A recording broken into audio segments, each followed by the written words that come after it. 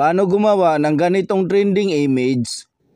Una mga idol, i-open ang Google sa inyong cellphone at i-search ang Google Gemini.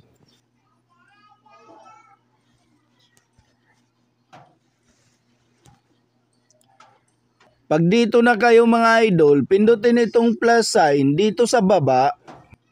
Then click upload files.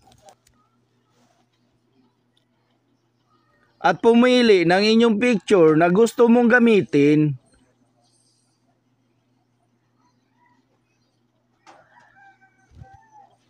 At pag nakapili na, pindutin naman itong Ask Gemini.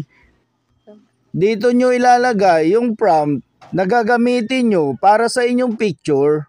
Ilalagay ko sa description nitong video ang prompt mga idol para makopy nyo din ito. Pag na-paste nyo na ang prompt mga idol, pindutin nyo na itong arrow dito sa gilid. Antayin nyo lang mga idol at mag-generate na ang inyong picture. Kung gusto nyo ng mga tips and updates na kagaya nito, subscribe for more. Thank you for watching.